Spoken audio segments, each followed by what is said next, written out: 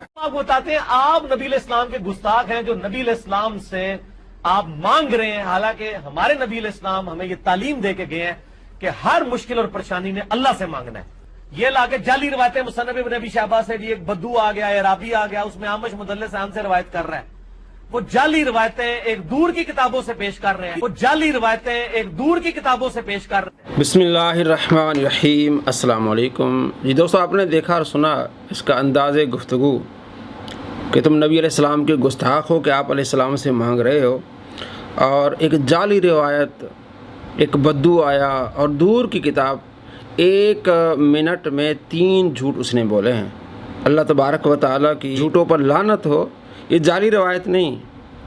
امام ابن حجر عسقلانی رحمۃ اللہ علیہ سے صحیح کہتے ہیں، امام ابن کثیر رحمۃ اللہ علیہ سے صحیح کہتے ہیں، اور بدو نہیں، حضرت عمر رضی اللہ تعالیٰ عنہ کے خزانچی تھے بلال بن حارث موزنی، اور دور کی کتاب نہیں بلکہ امام بخاری کے استاد ہیں، امام مسلم کے استاد ہیں۔ آگے میں آپ کو دکھاتا ہوں کہ یہ خود کہتا ہے کہ بڑی اہم کتاب ہے، 20% مسلم نے مصنف ابن ابی شیبہ سے لیا ہے، یعنی امام ابن ابی شیبہ سے لیا ہے، تو جعلی کتاب کہاں سے ہو گئی، دور کی کتاب کہاں سے ہو گئی؟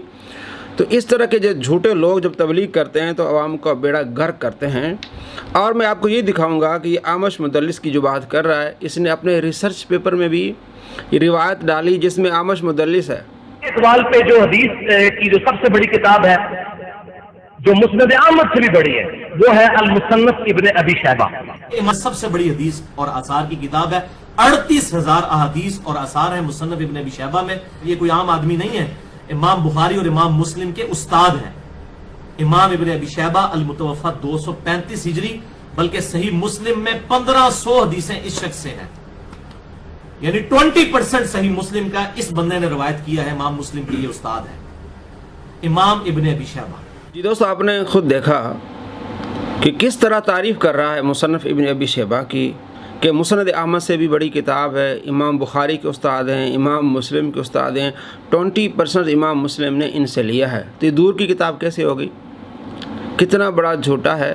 اور اب میں آپ کو آگے دکھانے والا ہوں کہ اس کے ریسرچ پیپر واقعہ کربلا کا حقیقی پس منظر، اس میں 68 نمبر جو روایت ہے اس میں عامش مدلس ہے۔ جب اس سے پوچھا جاتا ہے جناب آپ نے بھی ضعیف روایات اپنے ریسرچ پیپر میں ڈالی ہیں، تو کس طرح جواب دیتا ہے؟ بھائی آپ نے اکثر کافی دفعہ آپ 5 جو اپنا ریسرچ پیپر ہے وہ اکثر دکھا رہے ہوتے ہیں، اعتراض یہ بھی آتا ہے اس میں ضعیف روایتیں ڈالی ہوئی ہیں آپ نے۔ ضعیف روایتیں، ہم یہ کہتے ہیں کہ اس 5 ریسرچ پیپر میں کوئی ایک روایت ایسی دکھائیں جس کو دور حاضر میں کسی محدث نے صحیح نہ کہا ہو کہ میں نے علم کو ایک جگہ یکجا کیا ہے۔ کئی حدیثیں شیخ البانی کے نزدیک اور امام ترمذی کے نزدیک صحیح ہے۔ مثلا وہ جو روایت ہے کہ وہ عبید اللہ ابن زیاد کے نتنوں میں سانپ گھس گیا، اس کو امام ترمذی نے لکھا ہے کہ یہ حدیث صحیح ہے، امام ترمذی نے، اور شیخ البانی نے بھی۔ شیخ زبیر صاحب کہتے ہیں یہ تدلیس کی وجہ سے ضعیف ہے۔ تو چونکہ جو البانی صاحب اور امام ترمذی کی تحقیق کے اوپر لائے کرتے ہیں، ہم ان سے تو یہ نالج نہیں کھینچنا چاہتے۔ اس طریقے سے شیخ زبیر صاحب کی کئی روایتیں تحقیق والی صحیح ہیں، اس کو البانی صاحب ضعیف کہتے ہیں، اس حساب سے تو مجھے وہ بھی نکال دینی چاہیے۔ تو ہم نے یہ کیا تھا، یہ مجھے ساری چیزیں پتہ ہیں۔ ہم یہ کہتے ہیں اس پمفلٹ میں 200 روایتیں، کوئی ایک روایت ایسی بتائے جس کو بالاجماع تمام محدثین نے ضعیف کہا ہو، کسی نے صحیح کہا ہوگا۔ ہم نے نالج ایک جگہ جمع کی۔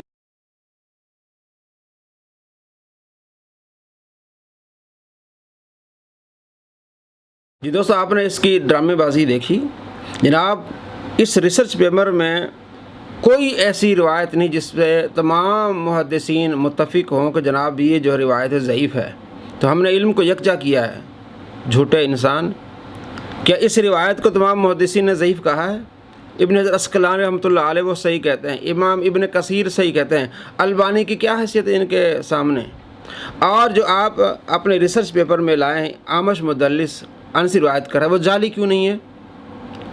اور ایک اور تحقیقی بات یہ ہے کہ امام ذہبی رحمۃ اللہ علیہ اپنی کتاب میزان الاعتدال میں لکھا ہے کہ عامش اگر ابو صالح اپنے استاد سے روایت لے تو پھر تدریس والا مسئلہ نہیں رہتا، سماع کی تصریح سمجھو کہ موجود ہے۔ یہ میزان الاعتدال جلد نمبر 3 اور صفحہ نمبر اس کا ہے 316 کہ اس روایت کو ہم ضعیف نہیں کہیں گے کتنا جھوٹا انسان ہے کہ جناب علی وہ جعلی روایت ہے. اور امام ابن حجر اسقلانی رحمۃ اللہ علیہ طبقات المدلسین کتاب لکھی ہے. انہیں پتہ ہے کہ مدلس کون ہوتا ہے اور کس مدلس سے روایت لینا جائز ہے اور وہ روایت صحیح ہوتی ہے. اور اس نے جو اپنے ریسرچ پیپر میں روایت لکھی ہے وہ 3780. اس میں اعمش جو ہے وہ عمارہ بن عمیر سے روایت کر رہے ہیں, ابو صالح سے روایت نہیں کر رہے ہیں. تو ہماری تحقیق کے مطابق اعمش مدلس ابو صالح سے روایت کرے تو وہ صحیح روایت ہے, کیونکہ ابن حجر اسقلانی بھی اس کو صحیح کہتے ہیں, امام ذہبی بھی اس کو صحیح کہتے ہیں, اور امام ابن کثیر بھی اس کو صحیح کہتے ہیں. اور جو اس نے اپنے ریسرچ پیپر میں روایت ڈالی ہے وہ اعمش مدلس ہے, ابو صالح سے روایت نہیں کر رہا. اور ہم نے علم کو یکجا کیا ہے جناب. جو البانی کے علم پر رلائی کرتے ہیں ہم ان سے علم نہیں کھینچنا چاہتے. البانی کے علم پر کوئی رلائی نہیں کرتا. اہل علم امام ابن حجر اسقلانی رحمۃ اللہ علیہ کے علم پر رلائی کرتے ہیں, ان کی کتابیں پڑھتے ہیں, شرح نخبۃ الفکر اور دوسری کتب. تو مدارس میں امام ابن حجر اسقلانی کی کتاب پڑھائی جاتی ہے تو آپ کو شرم آنی چاہیے جب البانی کی وجہ سے تو اس ضعیف روایت کو صحیح کر کے لکھ رہا ہے. اور ابن حجر اسقلانی نے جس کو صحیح کہا اس کو تو جعلی کہہ رہا ہے, جھوٹ بول رہا ہے. بلال بن حارث مزنی جو حضرت عمر رضی اللہ تعالیٰ کے خازن ہیں, پیارے آقا صلی اللہ تعالیٰ علیہ وآلہ وسلم کی قبر انور پر آتے ہیں, عرض کرتے ہیں یا رسول اللہ بارشیں نہیں ہو رہی, آپ دعا فرمائیں. تو آپ علیہ السلام ان کے خواب میں آئے, فرمایا بارشیں ہوں گی عمر کو میرا سلام کہنا. تو کیا یہ گستاخی ہے؟ سرکار دو عالم صلی اللہ تعالیٰ علیہ وآلہ وسلم کی زندگی میں حیات میں بھی صحابہ کرام علیہ مردون آپ سے مشکلات کے لیے دعائیں کرواتے تھے, آپ علیہ السلام ان کی مشکلات دور کرتے تھے. تو اگر کسی سے مشکل حالات میں کوئی مانگنا شرک ہے تو پھر صحابہ بھی نعوذ باللہ مشرک ہوں گے. یہ بہانے بنا تو جناب زندگی میں سبب جائز ہے اور تعاون جائز. جناب کون سا تعاون ہے؟ صحابہ کرام علیہ مردوان مشکل حالات میں آپ علیہ السلام کے پاس جاتے ہیں, مدد کے لیے جاتے ہیں. تعاون کون سا کرنے کے لیے جاتے ہیں؟ آپ علیہ السلام ان کی مدد کرتے ہیں. تو آپ علیہ السلام جس طرح اپنی امتیوں کی مدد زندگی میں کرتے تھے اسی طرح آج بھی آپ صلی اللہ تعالیٰ علیہ وآلہ وسلم اپنی امتیوں کی امداد کرتے ہیں. یہ جو بہانے بناتا ہے جناب میں تو سب کو مسلمان مانتا ہوں, یہ گستاخی کے فتوے لگاتے ہیں. تو اتنے کثیر مسلمانوں پر گستاخی کا فتویٰ کس نے لگایا؟ یہ تو اہل سنت بھی مانتے ہیں, دیوبند بھی مانتے ہیں, شیعہ حضرات بھی مانتے ہیں. اسلام کے 99% جو مسلمان ہیں اپنے آپ کو مسلمان کہلانے والے وہ سب اس چیز کو مانتے ہیں کہ آج بھی آپ صلی اللہ تعالیٰ علیہ وآلہ وسلم اپنی امت کی مدد کر سکتے ہیں. تو ہم نے آپ کو اس کا دوگلاپن دکھایا کہ اپنے ریسرچ پیپر میں لکھ رہا ہے جناب واقعہ کربلا کا حقیقی پس منظر, اس میں کوئی ضعیف روایت نہیں ہے, تاریخی روایتیں نہیں ہیں, صحیح روایات ہیں. اس میں اعمش مدلس سے انس روایت کر رہا ہے, وہ جعلی نہیں ہے, وہ من گڑت نہیں ہے. اور جس کو ابن حجر اسقلانی رحمۃ اللہ علیہ صحیح کہتے ہیں, امام ذہبی صحیح کہتے ہیں, ابن کثیر صحیح کہتے ہیں, اس کو جعلی کہہ رہا ہے. جعلی آدمی اس طرح کی باتیں کرتے ہیں. تو ادھر جناب اعمش مدلس وہ روایت صحیح ہے اور یہاں چونکہ اہل سنت کے سپورٹ میں روایت ہے وہ جعلی ہے, من گڑت ہے. تو ایسے دھوکے باز فراڈیوں سے بچیں آپ کو ہم نے دونوں کلپس دکھایا کہ کس طرح یہ دھوکہ دیتا ہے. اللہ تبارک و تعالیٰ آپ کو ایسے شریروں کی شر سے محفوظ فرمائے. السلام علیکم ورحمۃ اللہ وبرکاتہ.